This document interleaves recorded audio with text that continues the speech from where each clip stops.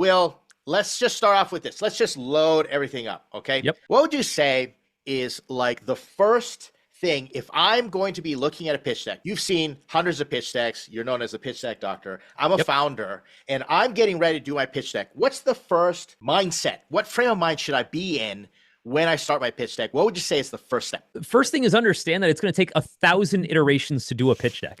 Okay?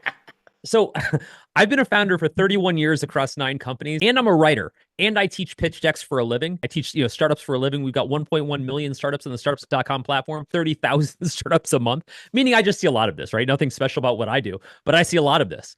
And I do this for a living, and it takes me 1,000 iterations to write a pitch deck. The reason I say that is because when folks are looking to build their pitch deck, we're all like, oh, it's 10 to 12 slides. It's like 2 to 3 sentences per slide. How hard could it be? I just need to get it done so I can go build a pitch deck and raise money. And that's the mistake we make. Right? It's the same way of thinking, well, a song's only 2 to 3 minutes. How long could it be? Or, how long could it possibly take to write Stairway to Heaven, right? It's not that easy, right? A guitar's got 6 strings. How hard could it be to master, right? That's not quite how it works, right? It's a little more complicated than that. It's taking everything that you've ever thought about this concept, this idea, in trying to distill it into like a couple sentences. That takes so much work. It's so much harder to say a lot in a tiny contained space. But Will, I hear this all the time. Will, I'm a founder and I've got 3 months, 3 weeks, 3 days of runway. And I heard that founders get checks written to them like right off a paper napkin. I've heard all these stories. Why are you telling me, like, how long does this take? And what about all those stories? Yeah. It doesn't work like that ever. Oh, now that said, I've actually had it happen to me, right? Like I've had a situation where me and a co-founder have raised money, millions of dollars in a couple of days, and it was a total fluke. And it's never happened to either of us prior to that or after that, right?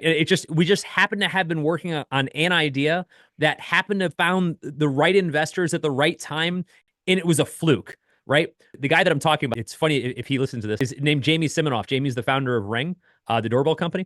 And Jamie and I had both started other companies prior to that, like 6 other companies prior to that separately. And it had happened to neither of us. But he and I had started a company together called Unsubscribe.com. Prior to him started Ring, prior to me starting Startups.com. And that company got funded in like 48 hours, like without even building a pitch deck.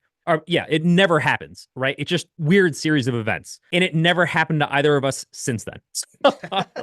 Like, you hear those stories as if like that's a thing. It was a fluke. Yeah, you think about the percentage of all the startups trying to raise money and the stories that you hear. It's so infinitesimal. It's crazy. Yeah. The other thing, Will, I caught a LinkedIn post the other day. I'm curious your thoughts because I was like, I need to ask Will about this. Yeah. And it was an investor. And he said, listen, your pitch deck is now one of the most important documents outside of your actual startup. And if you're not willing to put in the time and the effort and take care of the details on the pitch deck, I'm going to think that that's the same way that you're going to be with the rest of your startup. So do not skimp on your pitch deck. Spend the time, put in the work, embrace the pain of the pitch deck. Yeah. That was his warning. What do you think about that? I think your pitch deck is your first product. And if you don't teach or create the pitch deck the way you create a product with the time and attention and detail, then you're missing it. And honestly, the people who treat the deck like a product and treat every slide, every bullet point with a Steve Jobs level of detail, you can see it. It's one for one. When I see the founders treat the vision, the detail with the same level of product vision and intensity, I see it. You see the same kind of product, and so do investors. It's your first iteration of a product, and you see that level of passion come through. What do you see? I think of it the same way, like it's that first impression, it's the resume. When I was working in HR, I'm a hiring manager. If someone crafted a really great introductory letter or paragraph, like researched me or made sure that it was relevant to the job I was looking for, man, did that ever go a long way? Like it just set them up for getting them through the door, at least getting the first step. So I think of it the same. I definitely think at the rate of competition and how many founders and how easy it is to start startups, how easy it is to skin an AI and create a wrapper around one and say, we're a startup now and all those things, that, a pitch deck could set you apart better than other founders in the same area. Right, right.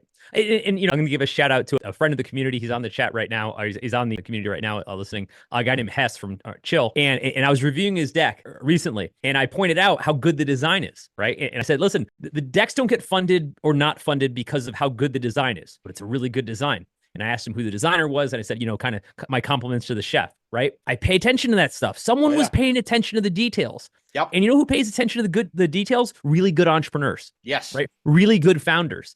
And again, I think those things carry through. So again, when you say like, who's paying attention to those things, really good founders pay attention, not just to the design, but every aspect to the deck. They care about those things. It's your first product.